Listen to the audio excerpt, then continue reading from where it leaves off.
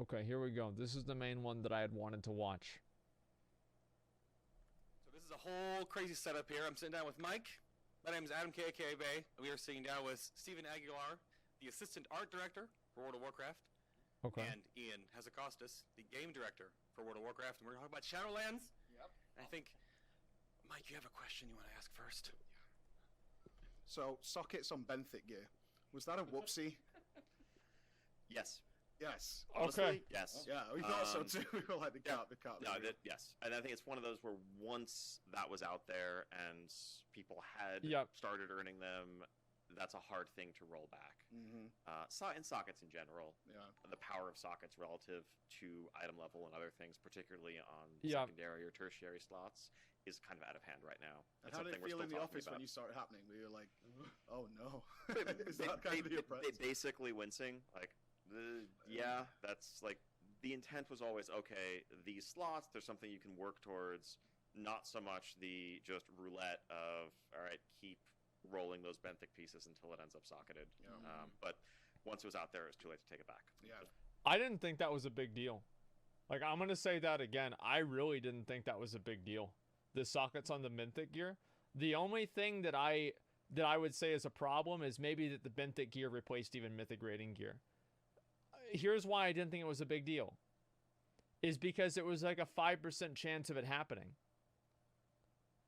Like, oh wow, you didn't even do it? Wait, what? I have all of the best in slot benthic gear on my character right now. Go look me up on Armory. I did every single one. Yeah, I rolled off all of these. So what are you talking about? Yeah, I do. Yeah, I don't think it's a big issue, guys. I don't. The thing is that it matters, like, what the source is. Like, if it's like a 1 in 20 chance, and you can sit there and roll the dice multiple times a day at it, and the moment that you get the correct dice roll, you're set for the entire tier, I don't think that really is a big deal. I don't think that's a huge problem at all. Do you have any of the bloat rays yet? I don't even know. For sure. Yeah. Carry on. I had a big question for Steve, if I could. Okay. So we just got to play. Yep. But this expansion, more than the others, really, was kind of freeform in what you could do in the zone and go back to more fantastical stuff. Was that amazing for you to come and be like, it's not been set in stone in a book somewhere, like how this zone looks. Yeah. And we've seen already how incredible Bastion looks already. Like, what was that like for you guys? Yeah, it was it was new territory for us. We, like you just said, we didn't have anything that existed to reference from. Ian had in his presentation where there was that little icon with the angel on top of like that smoky sphere. Mm-hmm. That's all we really had. So having to come up with the afterlife from scratch, that was exciting for the art team because it allowed us to explore new lands or new zones for the players, as well as a whole new cast of characters that could not be anything from Azeroth. Yeah. So very otherworldly, which was really challenging because we couldn't think of, oh, well, let's use a troll. This could be a troll character. No, this is, what the heck is this creature? It's an owl. Yeah, there you go. Or an owl. Yeah, a little owl guy. So yeah, it's been really fun coming up with all of it. I can tell. Like, we walked around Bastion, and you're just like, okay, they had fun here. The trees look painted. In the design. Yes. So, yeah, that's awesome. We'll bounce back to Steven just a little bit. I'm sure we have a lot of burning questions for Ian. Well, we put us in with both of you, and we're like, Mike, what are we gonna? We got to have some. So we have a couple of things broken down. So Ian, Covenant questions first. Some of these might be simple to go through and to get some clarifications on things, because the blue post just went out. Okay. But the passive and active abilities from Covenants used everywhere in the game. Endgame activities, PvP. Yes, and there's no passive ability to my knowledge. They're both active abilities. Oh, really? Okay. Yes. Okay. It's one combat ability I that's thought- class specific. Okay. So effectively, I thought I read the I read the class class abilities for and then passive each yesterday. covenant has a more universal. It's almost like a covenant racial, if you think of it that way. Okay. Okay. It's more of a utility, convenience, opens up some options to you in navigating the world, avoiding some encounters as you see fit. Alrighty. How hard will soul binds to Covenants be to respec? And are there any drawbacks to respecking? So we'll have a lot more information about Soulbinds in the deep dive panel. Okay. I think a lot of those details also just frankly aren't set in stone right now. Yeah. I think Soulbinds are designed with more of a sense of horizontal progression in mind. The idea is you can undergo a soulbind with one of a set of souls that you'll be able to build a relationship with through your Covenant campaign and through that progression, and you'll unlock multiple, progress through the trees of multiple, but take one out into the world with you at any given time. Okay. Changing from one to the other will be a very simple matter. Now, if you've made choices within their individual trees, those are the sort of thing that's likely to be respecable, but not quite as fluidly. Okay. But we'll see how it plays out and how it feels, really. But he's mostly wondering about how locked are you. You said permanent as a choice, but obviously that would be a problem with like locking a certain spec and class into a certain hierarchy depending on endgame numericals and things. That's why we're wondering. When I said when you say permanent, what do you mean? Well, if you with pick reference to what? Like if you pick one covenant, that's that character's covenant forever. Okay, it's not. Oh, that's a good Okay. question. It is That's a really good question. Weighty choice. A weighty choice. Think Aldor Scryer. Right. Okay. If you regret your choice, you can change it. You don't have to re-roll your character. Right. But Okay. it's very actively not, I'm going to be Venthyr for this boss Yeah. and Kyrian for this boss, and then respec to Night Fae for my Mythic Plus tonight. Okay. All right. See, I just worry so much about that. I worry so much about that because it makes me feel like what's going to end up happening is that everybody's going to pick the same one. Like, I don't know. I feel like that's what's going to happen. And I don't know how Blizzard is going to be able to handle that. So they will be. We'll you see. can't just do it. We talk about willy-nilly. that? I think so. But they will be able. You still be able to. You will be able to, at a cost. It's not Sure. something to take lightly. It's more there to solve the I regret my choice. Okay. My friends are having more fun or whatever else. I want to experience what that's like, but definitely not I'm just going to casually go back and forth between these. Okay. You want to get? Yeah, so on that note, obviously, most of my questions are about the top end, is Sure. where we would go. I'm sure. Yeah. What steps are you taking to avoid people feeling pigeonholed into certain covenants? Good like we saw question. with Aldor and Scryer, Yes. and even Lower City, where you focused that reputation. Totally. Because I felt like you were announcing TBC, actually, most of it. Obviously, we look at things and go, well, that was just so much better. We all have to go more if there is one, or Bastion or whatever. So, I think we're definitely mindful of the fact that when it comes down to a simple choice, Yeah. there's going to be a mathematical right answer. As well as Okay. we might want to balance a talent row, there's going to be the one that sims best, or certainly for a specific encounter is the right answer there. Yeah. Where I do think we actually can attain fuzzier choices is where it's a lot of options, a bucket of many choices together. Like, which is better, this talent or that talent? That's answerable. Which is better, mage or warlock? It depends. I know sometimes someone might argue that there's a specific answer to that question, but broadly, if someone asks you what class you should play, it really does depend. They have strengths and weaknesses. And when a covenant is the sum of a range of perks, a couple of active abilities, soulbinds which each have their own traits within them that are tunable, we feel confident that we can get to a point where there isn't a clear-cut right answer, where it's like, oh, if you're warrior, if you don't pick Venthyr, you're screwing up. That actually is a good answer. That's a good answer in general. I like the perspective that he's taking. So what he's thinking about doing is making the covenants give multiple abilities and multiple bonuses, so it's harder to decipher which one is the best because each one affects your character in different ways. That's actually that's like a 200 IQ solution. I mean, like that's good. I like that. I don't know if it'll work, but it's a good perspective to have. Now, in a specific situation, is there likely to be a good answer there? Yeah, Yes. of course. But broadly, we want to make sure that no one feels like they made a clear right or wrong choice. Okay. And I know that's easier said than done. Yes. Yeah, for sure. And along that note, we looked certainly over BFA and Legion, is that each looking past just the launch of Shadowlands, because obviously the system feels like it's quite deep. There's a lot of detail to it. There's tech trees and stuff inside it. Are we going to look similar to what we've seen of the last two expansions, where each patch has then added another system on top and another? What are we dumping from BFA is basically the gist of this question, and keeping rolling and iterating on throughout this, or are we going to see by the end of it there's three different, in three covenants with different things going on? So, I would say it's easy. Ideally, not. Right. Okay. There's a couple different answers there. I think in Legion, we didn't really plan for the long term of the artifact as well as we should have. And that led us to explore the Netherlight Crucible and other things. We just got to a point where it's like we could just keep adding a whole bunch of new passive traits, but there's no choice here, there's no customization. That was exhausted early. Battle for Azeroth, things like essences were there more as a band-aid to flaws in the system that quickly became apparent after Battle for Azeroth was live. That wasn't, we didn't launch the system with the intent of expanding it. I just want to say they did not become apparent after Battle for Azeroth was live. They became apparent the second the system was announced. And despite all of the viewer and player and beta feedback and alpha feedback, they went through with it anyway. These issues that people had with Azerite gear were identified within 1 hour of the announcement of Azerite gear. I think our goal with Shadowlands would be that there may be a horizontal or vertical expansion of the existing system, but not new systems layered on top of it.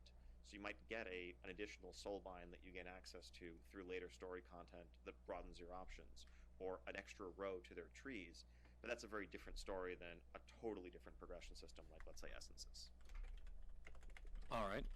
With the Covenants being the new thing within Shadowlands, what are Horde and Alliance and the original faction, Red versus Blue, doing in that regard? If you're in the same Covenant with a whole bunch of Horde in your alliance, can you communicate? Can you do things together? Is That's there a any really good connection question. there? Is it still just Red versus Blue, period? There's no crossover? Yeah, it's a good question. It's the uneasy tension.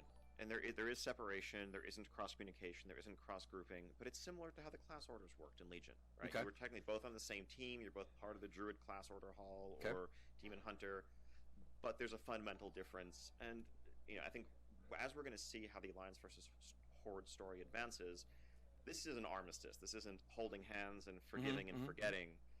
There's a large portion of the Alliance that are like, hey, literally you just committed genocide against a portion of our group. Right. We're not just going to put bygones to say bygones are bygones and move on from there. Okay. And likewise, You mean like WoD?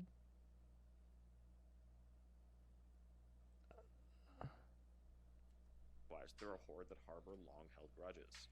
But it's moving away from a period of open warfare back to the state of uneasy tension that a lot of Warcraft has seen over the years. When we're fighting the Lich King, fighting Deathwing, we set differences aside where it makes sense. Okay. But at the end of the day, Alliance and Horde is a foundational pillar of the Warcraft franchise. That's right. And the moment they are That's fucking right. united in a long-term sense and there's no barrier there, I think we've lost something that makes Warcraft Warcraft. So War Mode stays. War Mode definitely stays. War Mode Good. stays. All right. Expected. And then I guess we have to bring up the new AP, I suppose. Okay. You brought up Here the it artifact is. power grind is gone or going away.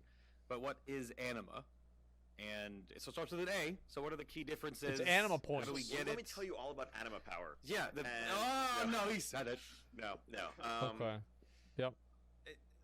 So, I knew it. Told you guys. We have a lot of questions we're still figuring out here.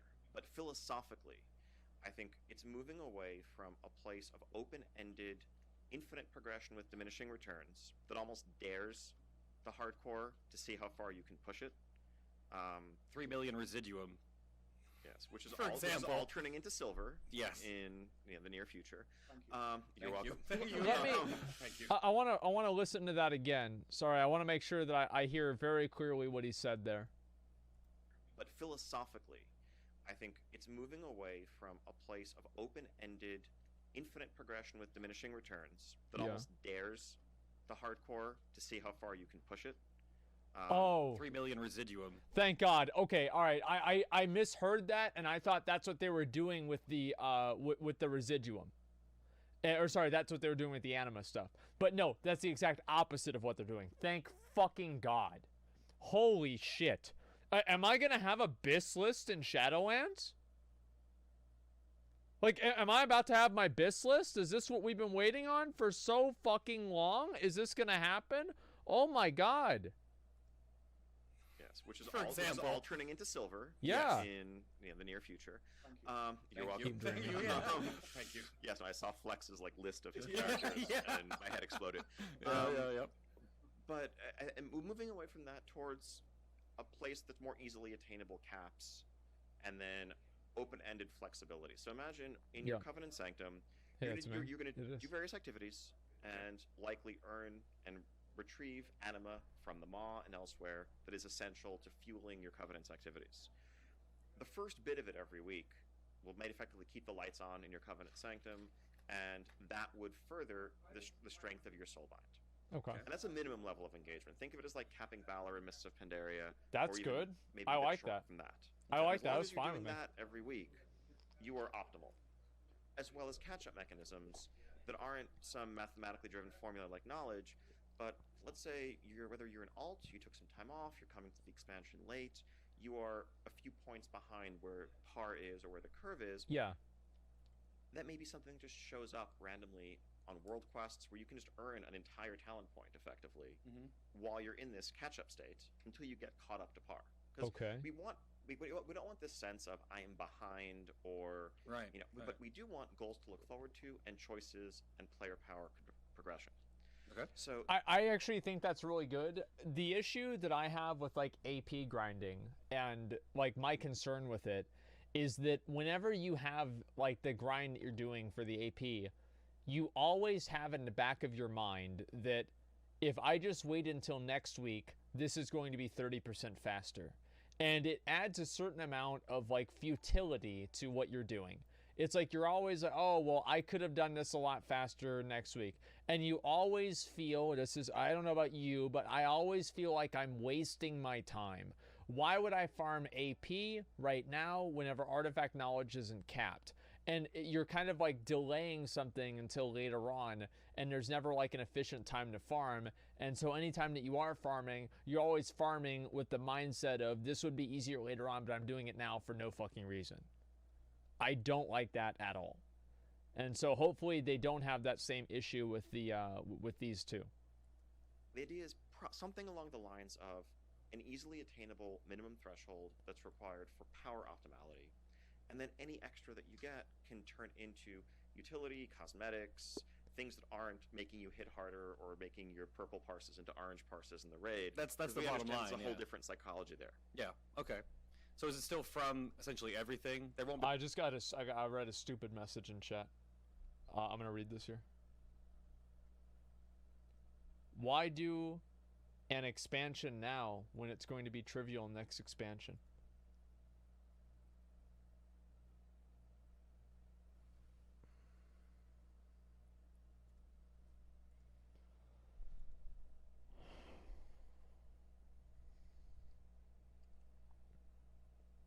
Because the next expansion isn't coming out next week.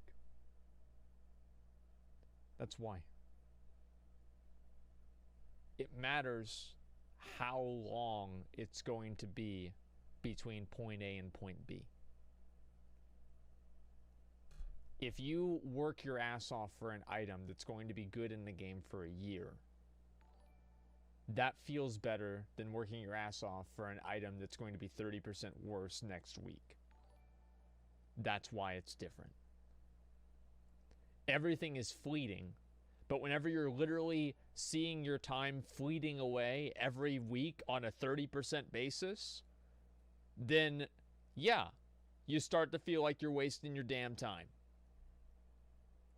Like an island's version of Anima Dump every week? It's just sort of from every activity, or to be decided. I think we wanted to have some theming to it, but a broad range of activities. Certainly, no matter what your play style is, since this is a universal system, you should feel like you can keep up and play the game the way you want to play it without being forced into activities you don't necessarily enjoy.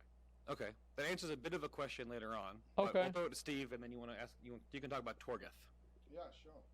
But so Steve, this is kind of veiled as like one of the positive memes in the community, and we bring it up a lot when we see everything. And I was sitting on the media platform with Mike watching the Shadowlands reveal trailer, and we basically just nudge each other. It's like, oh, this is the positive memes you mean? Go. So what? Yeah. So what do you guys feel internally, or what do you share around the office, or how do you just feel about the community's perception of just like, oh, it's always the art team sort of carrying this or moving this forward, changing the state of the game, because you guys have always made some incredible scenery. The landscapes were in, the dungeons, the raids. I mean, you just tested Nyalotha. And this is a waste of a question. Because you're always way ahead of where we are experiencing. This is such a waste of a question. So you have to like roll back each time to sort of like relive. Oh, we made that a year ago, and they finally get to see it. Like, what do you guys do to catch up with all that? Oh gosh, I think we just wait until it hits like PTR. Okay. Once it's out there and the public is actually starting to play it and they have some feedback, that's where we sort of return to it and just sort of keep it, start to address like anything that we see. Oh, they're reacting negatively to a particular thing that we created, like whether it's an armor set or maybe it's an effect for one of your abilities, you know, and it's like, oh, maybe it just doesn't look right for a paladin, and we'll go back and we'll make those changes. But that's usually like Ian will come and we'll sort of discuss those things. Okay. Okay. But for the most part, yeah, it's like we'll finish it, and then right when they get to it, it's exciting to see. Okay, they're actually playing through it. What are their thoughts with all of? No, actually, you know what? That turned into a good question. Yeah, it did. Like it's a good answer. Nyalotha, like that was challenging. That skybox was amazing. Yeah. The raid is a zone. Yes. Not just like you know, like Uldir was like it's just like a tower under the ground. Yeah. But Nyalotha is a zone. Yes. And seeing like that giant tentacle up in the, or tentacles up in the sky, wherever you're looking. We actually saw that accidentally because we accidentally killed the boss. We clicked a thing, there's a shiny thing, and then we're like, whoa, okay, now this is Nyalotha. There it is. Yeah. So that was very challenging to try to figure out, okay, how do we make it look like you're in this world or in the mind of N'Zoth. Of an old god, that's a lot. Yeah, that was something, again, like we were trying to figure out what would that look like, and how do we make it feel like your mind is being messed with as well. So I think that was one of the important things that you had. Yeah, it's pretty hard to do. Pull this off, you know, this is very important because that's a key story element. And the follow-up to that, I don't know if this is directly your department on this, but the new character customization creation, does that mean that the entire overall arcing structure about boob size sliders updated? That's been a huge ask in the community for a long time, that the character creation, essentially the engine, ask is about what's the being boobs. Updated. We can't see it on the media floor right now. It's not something that's implemented, but is that wholly reworked, or is that just like more tickers to unlock every preset, essentially? Right now, we're still discussing what that's going to look like, because now that we're actually having that artwork created, we're starting to figure out, okay, we're going to need to open up more slots for, you know, the customizing, like picking your customization. So it's still undecided right now. We're still thinking about it and coming up with some new ideas, because we definitely want to at least make a visual change to things. That'd be great. I wonder how that's gonna work with the armor sets and everything. Like, yeah, give me titties. Well, I'm okay. Like, if they want to have like equality, right? And so like for a boob size slider, I have to also have a dick size slider. I think that's a win-win. Like that's a win-win. Like I'm totally okay with that. Like we have a boob size and a dick size slider. We're using both of them at the same time. I mean, that sounds great. That sounds great and amazing to me. Okay. I think on that, I think the current plan is, I mean, it's not. WoW is never going to be a game with sliders where you can pick, how long you want your nose to be and all of that.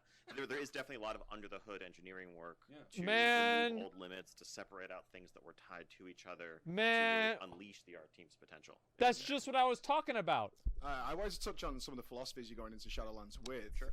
Certainly a lot of the features that came with BFA we felt required, and you touched on this a little bit. Yeah. And kind of continued on there. Is that something you're actively working against in Shadowlands, saying... so we looked at Torgath, the tower, which looks fantastic, but some people won't like it, obviously. But is it linked to, say, the legendary crafting system? It is. So even if you like it or not, you have to do it. Yep, that's right. If you want to be optimal, yes, you have to do it. And that's fine. There are certain things in the game that you should have to do. I think Blizzard is too afraid of making people have to do things. I believe that. Like, I mean, this is what I liked about the Essence system. Is you want all the good essences? Go fucking do Arena, bitch. Go fucking do Mythic Plus. Now go do World BGs. Okay, all right, that sounds good. You had fun with that? No, you didn't? Well, fuck you. Go do a World Quest again. Oh, wow, you want your bonus single target damage? Go do the raid now, motherfucker. And you've got to go do all kinds of different shit. People sell booze for gold? Hey, dude. I mean, listen, man. Like, the thing is that giving people these extra things that they can fucking do it's cool. I consider that a huge fucking positive. And I want to see a lot more different elements of the game that maybe aren't necessarily required, but if you want to be good at the game, I think the Essence system it encapsulates a lot of what I want to see the game be. And I know that some people, the Essence system isn't a big thing with them. They don't like it a lot. But personally, I love the Essence system, and I think that Blizzard did a great job by making it. And I like to see more content that follows that same paradigm design, like that design paradigm. I think now, how much do you have to do it? That's a much more flexible thing, right? I think we want to have reasons for people who love it and just want to go in for the intrinsic enjoyment to feel like that's worth their while. But with a major feature like this, whether it's the garrison in Warlords, the artifacts in Legion, there is some amount of participation required with any sort of core build-around feature that aspects of the expansion are tied into. And where do you draw the line between this is now a chore versus this is something that we think is it's a time investment, right? Like how do you differentiate? Yeah, it's the amount of time do you take. I mean, hopefully keep it fun. I know it sounds simple, but I think a lot of that has to do with variety and replayability. If you enjoy it, it won't feel like a chore. It's a good point. It's an activity that every raider who's trying to be competitive pretty much does their weekly Mythic Plus. And there is enough variety from week to week that I think that experience stays relatively fresh and interesting. Even if dungeons aren't your favorite activity, it's not something that I've heard a ton of complaints about, of, I have to do one dungeon every week. Yeah, it's not a big deal. Different dungeons. You're right, it's not a big deal. It's also a system that clearly we've seen some people can put dozens and dozens of hours in a week into because it's just inherently incredibly fun and rewarding for them. That's for them with something like Torghast. For it's them being designed from the ground up with a lot of replayability and variety, where you want to do another run because you think you can get farther. You want to see what crazy build you can put together with the abilities that you're going to get. I think that's really true. I'm really excited to do the tower, Torgoth, or whatever the fuck, right? I think it's going to be awesome. But I think it also might be an issue where, like, the first, like, month or so, you want to play it all the time, and then, like, it gets boring after that. And I think that's where Blizzard's real challenge is going to come in as to how to make this. It's like Fortnite, for example. Like, the game completely changes very, very regularly. And compare that to WoW, that doesn't really happen as often. I think people are going to get tired of it more quickly. Like, imagine if they had, like, a new Mythic Plus affix like every 3 weeks or something like that. That completely changes the way that you do Mythic Plus dungeons. Like, for people, they would probably go in more regularly and do them because they would want to test it out and see what it's like. And I can see, obviously, it's not everything about that is not positive, but overall, I think that if they want to make Torgoth replayable on the long term, they have to be a lot faster with making large changes to it to make it more dynamic. The roguelike formula is one that tons of our favorite games that we play, give you various examples, use those elements. And I think applying that, overlaying that on WoW's combat engine and the external meta progression systems of your WoW character is something that's really exciting to us. Expanding on that then, touching on another area, because earlier in BFA you were like, we're okay if you guys stop doing world quests and stuff. Yeah. But ultimately we ended up having to do them because they tied so much to the artifact power system. And this kind of ties again to concurrent players who don't go and come back and they don't play it like a seasonal game. Is often when a new piece of content comes out, if you have stuck with the content and you've tried to stay relevant, is that you feel pigeonholed into, I still have to do my world quests every day, despite the fact I'm exalted 9 times over. I kill everything in one sweep. Yes. And certainly when Najjatar and Mechagon launched, for a recent example, is if you're a current character, you kind of walk in like the Black Plague of Death. And you eradicate that zone as if, like, it's awesome. They should be afraid of us arriving here. When you're designing content like that, and world quests and stuff, which seemingly designed for fresh characters, this should be how you should boost up. You get your emissary rewards, you get some basic stuff to get you going. Yet as current players, we often feel like we're doing the wrong thing by still continuously playing, because we feel like we need to do this because in this expansion, of course, we had to unlock Azerite armor, so I still need to do this content despite out-leveling it. And then when new content comes out, it's also seemingly designed for fresh players as well, whereas there's all this other content that existed for them in the first place. How do we reconcile that, whereas existing players don't feel like... It kind of would make more sense, because this is the feedback I get, obviously, is it would make more sense for me to stop playing and come back in a few months, which is not something we obviously want to do. I mean, that's always... Right, there's always that tug of war between progression and catch-up. And that's been the case, really, since Burning Crusade came out, and people replaced their next Rammus epics with items they got from a quest giver, that was not nearly as hard won. And so technically, yes, if you take a break from the game, you will have more powerful gear and things waiting for you when you come back, but you also don't get the moment-to-moment advantage of having that as you're trying to overcome the latest content, earn Yeah. achievements, titles, or just the general feeling of progression. I feel like that's like in vanilla WoW. Like if you stop in BWL, you stop playing in BWL, and you come back, and it's like a year later and Nax is out. Everybody doesn't have BWL gear, and you still needed to do BWL gear. The way that they solve that in my mind is they reduce the amount of catch-up mechanics. I think that's the main issue. Yeah, they reduce the amount of catch-up mechanics. ZG is catch-up? Yeah, but ZG doesn't fill every slot, right?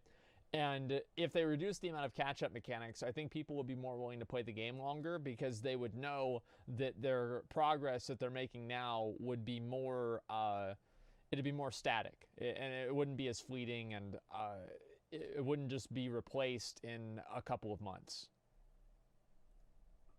A couple of specific things you touched on. I would say that was one of the problems with Artifact Power, frankly, that the open-ended grindability of it made you keep feeling like you needed to scour the world map for AP, even when you otherwise would have long since said, like, I think we would have been totally fine if when Nazjatar came out and Mechangon came out, you felt zero obligation other than cosmetics or achievements to go do Vol'dun world quests or anything of those sort going on, but that wasn't the case. Ideally, it should have been.